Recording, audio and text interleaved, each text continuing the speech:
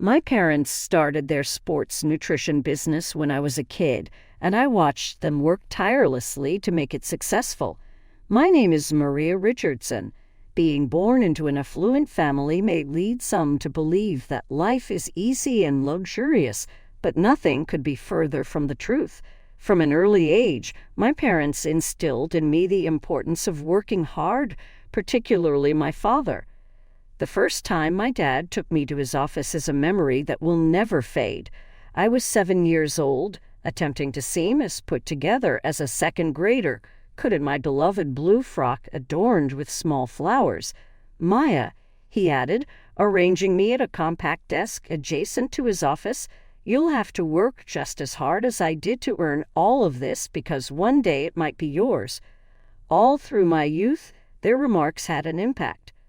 My summers were filled with studying customer service and inventory management while my peers splashed around in the pool.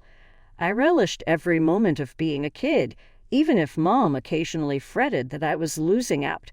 Richardson Nutrition became an extension of my family. Internships at Dad's company and business classes made college fly by. No favoritism. That was our agreement. I worked my way up through the ranks of every department, beginning at the warehouse. Coworkers who had known me since I was a kid looked on with approval as I figured things out as I went. Upon finishing college, I threw myself into my position at the business. A plethora of meetings, reports, and strategy discussions filled my days. Dating? That idea was completely alien to me. Sarah, my dorm roommate in college, made fun of me by saying I was married to my profession. The yearly holiday party at the office was the turning point. I stayed behind to finish some quarterly reports, so I was running late as usual. The revelry was in full flow when I got there at last. James Cooper, a representative from our Denver office, walked by at that moment. My 14-hour shift seemed to melt away when I saw her easy smile and beautiful brown eyes. She was tall, too. "Maya, I hope you are," he murmured, reaching out to shake her hand. "I'm familiar with your reputation." As I accepted his handshake, I chuckled and said, "All good things, I hope." "The best," he said, "even though they failed to acknowledge your beauty." In the course of that evening, we spoke at length about our hopes, aspirations, and careers. No one else appeared to get me as well as he did. My heart did a little flip when, at the end of the night, he asked for my number. We began exchanging messages continuously once James got back to Denver. Every morning he would text me, "Good morning, beautiful," and at night we would have lengthy discussions about our days. He seemed like an old friend. I leaked one night after a very lengthy video call. "Would you like to move to the main office instead? It would be fantastic for your career if we were to be together." On his side there was a pause. "No way, Maya. Denver is where my parents, sister, and nephew all call home. We're almost there." I was unable to abandon them. His next comment, "But why don't you come here?" made my heart sink a bit more. "Your skills would be an asset to the Denver branch." It took me a day to process that idea before I went to see Dad in his office. "Dude, I'm in need of some guidance. Could you please let me know your thoughts on my potential transfer to the Denver branch?" As I described James to him, I kept a close eye on his expression. Surprisingly, Dad merely grinned at me. "When would you ask? I've been wondering. James enjoys a stellar reputation inside the organization, and the Denver office is in dire need of an inspirational leader. I will fulfill your request if this is what you desire." After a span of 2 weeks, I found myself encircled by moving boxes in James's Denver apartment. As he embraced me, he proclaimed, "Welcome home. It seems like I was at the right place at the right time." I was taken aback by how quickly we met his family for the first time. Tom and Linda, his parents, Rachel, his sister, and Kyle, Rachel's adolescent son, all resided in a small 2-story house together. When we pulled up to their house, I felt a flush of anxiety. "Your family must own a palace," Linda exclaimed as soon as I entered the room. "You must think this is easy." My cheeks turned red. "Oh no, absolutely not. Everything has always been very normal for us. Just a typical house, no mansions or private jets. But surely, considering the wealth of your family, Tom stepped forward first. I've been working hard for everything ever since I was a little child, I said. You had to work your way up, according to Dad. Truthfully, I prefer the easy stuff. I attempted to disregard the disapproving stares they exchanged. Rachel, who is the sister of James, hardly glanced at me as she examined my unadorned sweater and jeans. I would only wear designer labels if I had your money, she smirked. Not knowing what to say, I simply shrugged. James put his fist on my hand beneath the table without offering any kind of defense. James made the proposal while strolling around the park 2 months down the road. All it took was a simple ring, a sincere query, and the two of us. Quickly, I responded with a yes.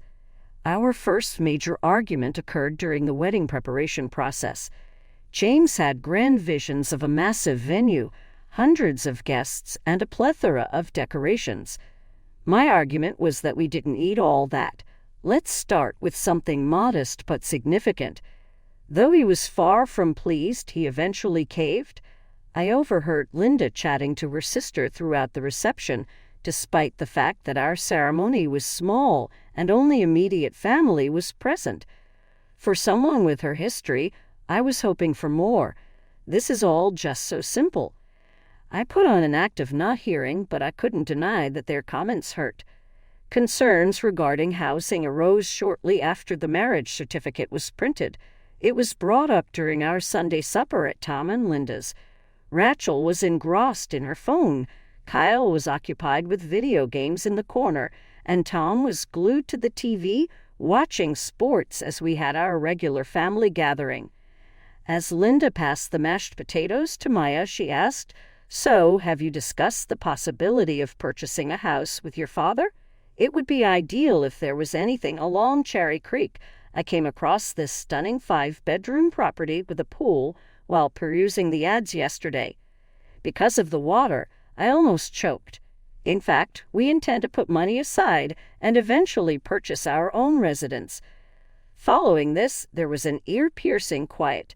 Midway to her lips, Rachel's fork came to a halt. Tom shifted his gaze to me as he turned off the television. I was starting to recognize that fake smile all too well when Linda's face went white.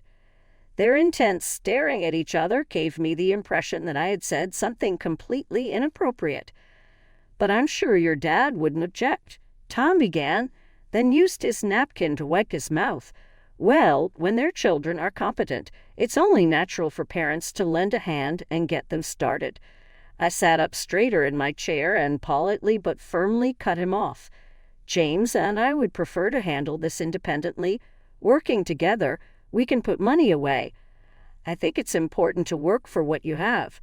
With a little perspiration on his palm, James extended his hand toward mine beneath the table. "I stand with Maria on this," he stated, although his voice betrayed no true conviction. "On the other hand, my apartment is doing really fine right now. It is in a fantastic position, and I have been renting it for a long time." As if she had suddenly got a wonderful idea, Linda's eyes brightened up. She was a bit too forceful as she put her wineglass down. "It would be fair for Maria to cover the rent if you intend to remain in the flat. Ultimately, her income is far higher than yours, James. It's about time." As I observed, my spouse nodded in accord, perhaps a bit too hastily for my liking. "That makes sense," he said, avoiding eye contact with me. $3,000 per month. I was caught unawares by the sum. While not cheap, that seemed steep for our neighborhood in Denver. Even yet, I was careful not to cause a stir. The air tension in the room was palpable. "Absolutely, that's fair," I responded, making an effort to maintain a pleasant tone. Thus, we settled into a pattern. I would provide James with $3,000 monthly, and he would take care of the rent. Whenever I passed by, he would quickly shut his phone screen, and I would occasionally catch him performing the transfer. This continued for some time until I was evaluating our monthly spending when an idea came to me. As I was paying the rent now, I thought, maybe I should take over the lease. I stated this one night as we ate dinner in our kitchen, listening to the city outside through the open window. To simplify things for the taxman, we could just put it in my name. Strange and instantaneous was James's reaction. His face turned somewhat pale as he tightened up, almost dropping his fork upon his almost eaten spaghetti. "No, that won't work," he exclaimed with more urgency than normal. "Mr. Johnson has been my landlord for many years. I am trusted by him. We should not tamper with something that is working." His behavior severely disturbed me. His eyes evaded my gaze, and his hands trembled slightly as he grabbed for his glass of water. However, I ignored the emotion as I had been doing with a lot of little issues recently. Denver life had become monotonous. At the branch office, I was getting comfortable with my new role as team manager, while also keeping up with my weekly video conversations with my parents. It seems like everything was going according to plan. However, there remained a persistent concern of mine. The initial occurrence was on a Tuesday. Even though I was sick with a headache when I got home from work, Linda and Rachel were already on the couch, watching TV and devouring the pricey fish that I had purchased for James's birthday dinner. "Oh, Maya," Linda responded without lifting a finger. We were merely enjoying a small snack. I remained motionless, my gaze fixed on them, key in hand. It was like a tornado had ripped through my kitchen. Their shoes were resting on my coffee table, and periodicals were all over the place. This started happening all the time. They would be waiting for me when I got home, or even worse, I would find empty food containers, rearranged belongings, and obvious evidence of rummaging through my closet. These people possessed keys. Naturally, they possessed keys. James and I attempted to have a conversation about it one night. "Weird, isn't it, honey, that your mom and sister can drop over any time they like?" His gaze was fixed on his phone the entire time. "Maya, they are family. You're exaggerating a bit. Relax, please." However, I was unable to relax after discovering that they were poring over my personal documents one day. They couldn't help but giggle at my college diary, which I had not yet opened. My voice was solid as I stated, "We need to talk." My fingers trembled slightly as I spoke. "This must stop. Please don't show up unannounced at our house. Examine our belongings." "No way." In an instant, Linda's face drooped. Like a faucet turning on, her eyes welled up with tears. "How outrageous," she screamed. "After all we've done to make you feel at home here. Your illustrious background made you seem too nice to be true to us." James strolled in as if summoned. His mother was crying, Rachel was staring at me, and I was standing there in disbelief as he took it all in. He hurried to his mother's side and yelled, "What did you do?" But she was gone. "She's attempting to distance us from you," Linda sobbed into his shoulder. "According to her, we are no longer welcome here." I didn't mean that. I was about to speak when James interrupted. "What gives you the right to abuse them this way? They are my loved ones." James flipped on me when they departed, his expression incredibly severe. "You must address this," he admonished, "as an apology. Buy them something nice, really nice." I left work early the following day to go shopping. I treated Linda to the fancy purse she had been talking about, and Rachel to a pricey pair of boots. The act of wrapping them made my hands feel filthy. They smiled smugly as they took the presents I brought to their residence. Linda looked at the purse and remarked, "We knew you'd come around," but she didn't even look at me. Rachel added, "These will do," as she tried on the boots. James reestablished contact with me that evening. "Do you see? Was that really that difficult?" he said as he kissed my cheek.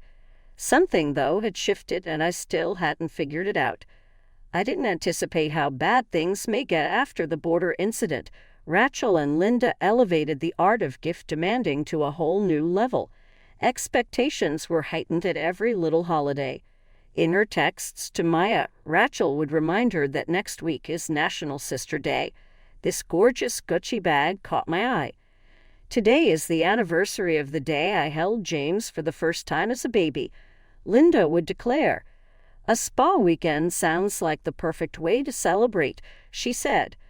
The list of excuses got longer and longer, including Mother's Day, birthdays, Christmas, Easter, Valentine's Day, Labor Day, Memorial Day, and even Groundhog Day. An emotional Linda broke down over family dinner when I expressed my reluctance to get her a $500 scarf in honor of Arbor Day. With a sniff, she said, "I suppose some people simply don't comprehend the importance of family loyalty," as Rachel rubbed her back, despite our enthusiastic greeting to her. Later that night, James asked Maya, "Why are you always so hard to get along with? They are now also considered family." "James, I really believe this is becoming ridiculous. Your mom wanted a luxury watch last week in honor of National Ice Cream Day." He simply shrugged. "Why not help family if you can afford it?" Just when things were getting bad enough, Rachel's son, Kyle, who is 15 years old, began dropping by our apartment more often. Everyone goes through tough times as an adolescent, so I tried to be understanding at first. However, Kyle's attitude was unprecedented for a teenager.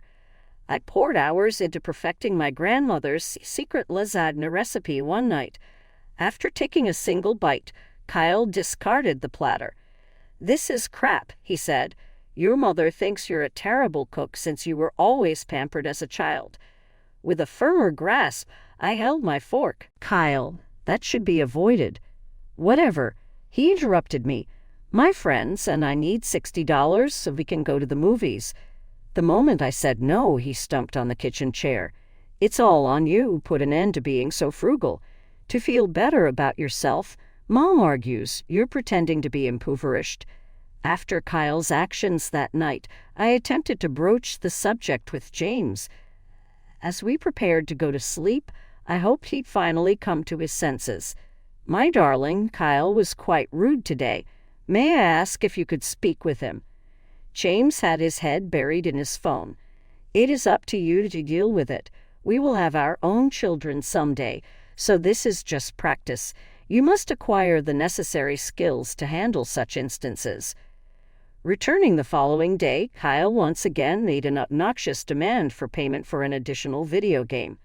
After I declined, he slouched on our couch, cranked up the TV loud, and began slamming fake, humble, rich people. I glanced at my husband, seeking solace, but he simply exited the room, abandoning me to contend with his smirking nephew on my own. Standing in my living room as an adolescent made fun of me in front of my entire family made me feel more isolated than I ever had before. Those 2 years can change a lot, or at least how much you can convince yourself that things will improve if you put in enough effort, be patient, and contribute. I informed James over breakfast one morning, "I'm going to visit Mom and Dad this weekend, and so it was. Do you want to go?" Without taking his eyes from his phone, he blinked. "I am unable to." I told my parents I would pitch in and help out around the house. I had a tranquil journey to my folks' place. While my parents cooked my favorite lasagna and Dad cracked his bad dad jokes, I was able to escape into a brief period of self-discovery, returning to my former self. Unfortunately, tranquility is easily broken into a million pieces by the realities of life. Stale pizza, beer, and an even worse smell greeted me as soon as I opened the door to our flat on Sunday night. On my coffee table was a greasy pile of pizza boxes. Half-empty Solo cups contained cigarette butts, and empty cans covered every surface. As I looked around my living room, I saw Kyle and 5 other kids lying around like they owned the place. They were all passed out among the remnants of what had obviously been a wild party. "Stand up!" Fury coursed through my voice as I yelled, "Leave immediately! Right now!" The rest of the teens jolted to life and fumbled to collect their belongings, but Kyle slouched and gave me his sly grin. "Then why should I go? This is my home now." My pulse rate quickened. "My apologies." He reached for a beer can with a half-empty sentiment, saying, "Had a fight with Mom and Grandma. We thought this was a better rule than theirs. I was told I could crash here by Uncle James. This flat is for rent. Give me your keys now," I demanded with clenched jaw, even though we may have problems. Kyle genuinely chuckled. "Can you let me rent this apartment?" "Ah, very amusing. This apartment belongs to Uncle James. Since great-grandpa bequeathed it to him, it has been." The room began to swirl. "Excuse me, what do you mean?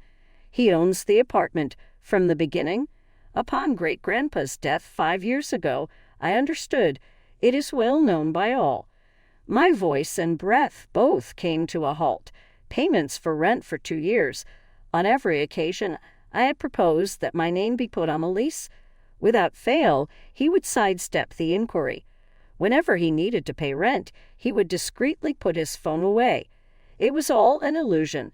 Because Kyle's demeanor completely transformed, I must have appeared as though I was going to pass out. Someone who appeared nearly sympathetic took the place of the arrogant adolescent. As he patted my shoulder awkwardly, he remarked, "Listen, there's something else you should be aware of."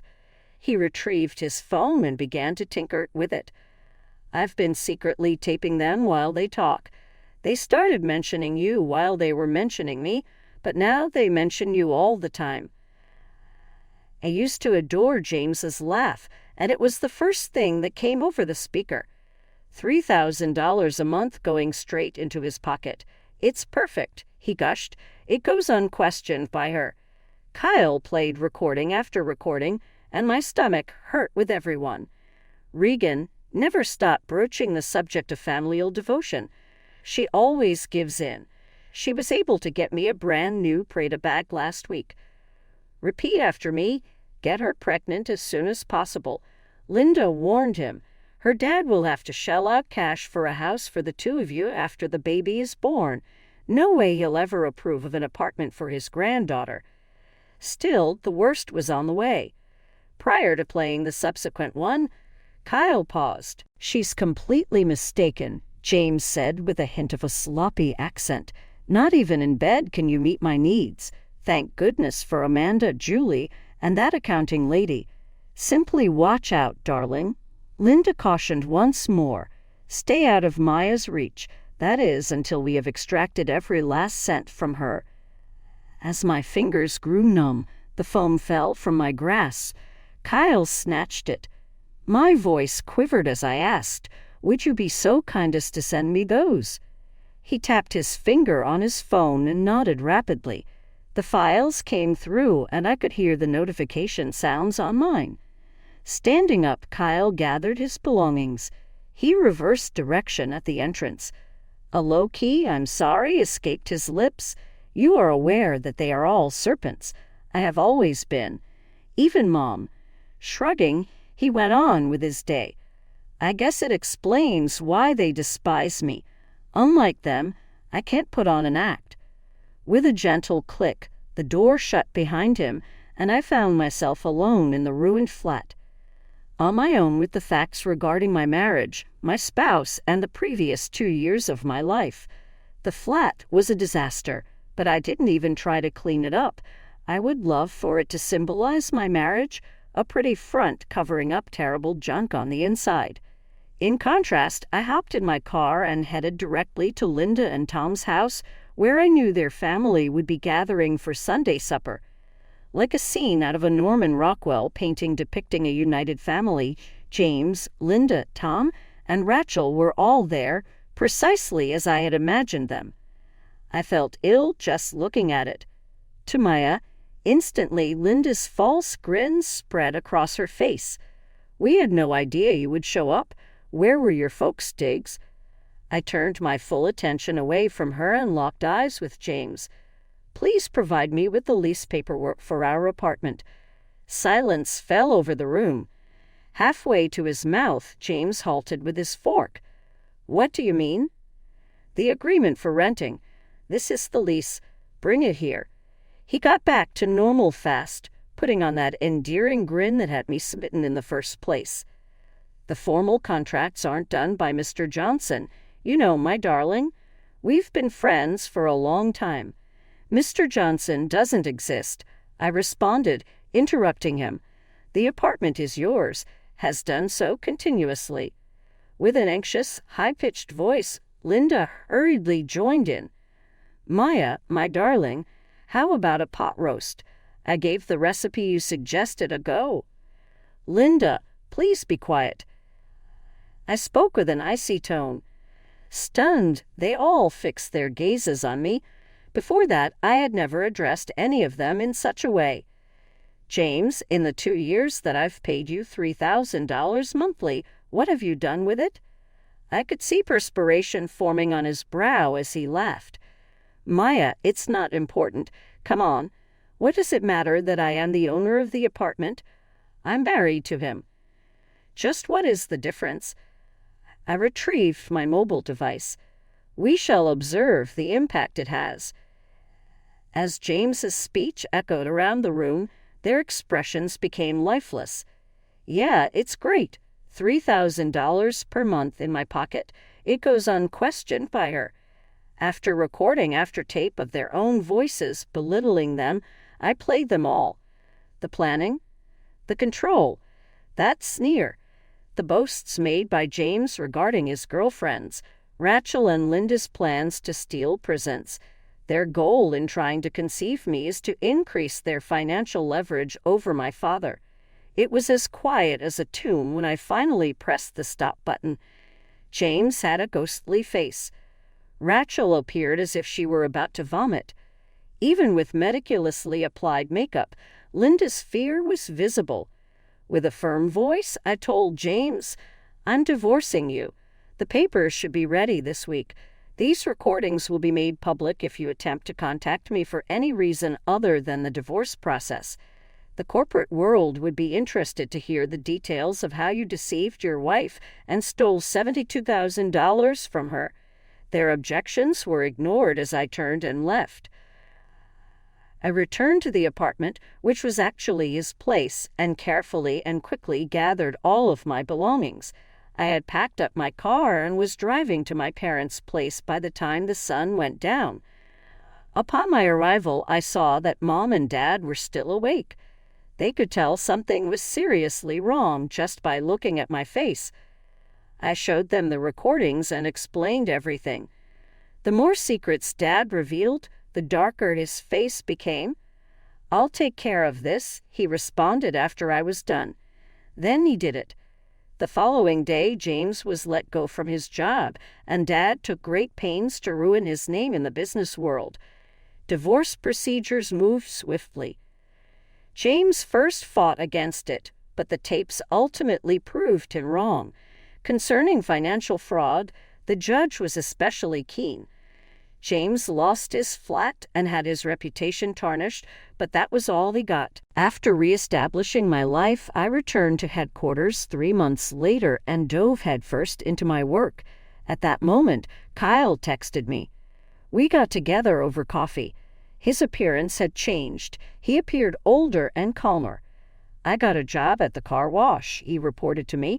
I was the one who handed you the tapes, so when they found out, we left Mom's house. My life-changing choice. I may be able to lend you a hand, I declared. Find a job for you at the business. Mildly grinning, he shook his head in disapproval. I appreciate it, but I'll have to figure things out alone. Hey, how about a fresh start? Whatever, I'm putting money aside for community college. Absolutely, I got it. When all else fails, it may be necessary to start over from scratch and create something fresh and genuine. That evening, I stood in front of the mirror in my brand new apartment, the one I had just rented out with a legitimate lease in my name. When I turned around to face the woman who had fallen for James's charm 2 years ago, I saw a different person. Her strength, wisdom, and sense of true freedom had all returned to her. I removed each number from my contact list by picking up my phone. As the sun dipped below the horizon, it spotted the diamond ring on my ring finger, the one my grandmother had given me, not the one James had, and dispersed it into a myriad of sparkling lights. could feel the city's evening vitality, burning with opportunity and fresh starts as I looked out my window. Mine was set to go,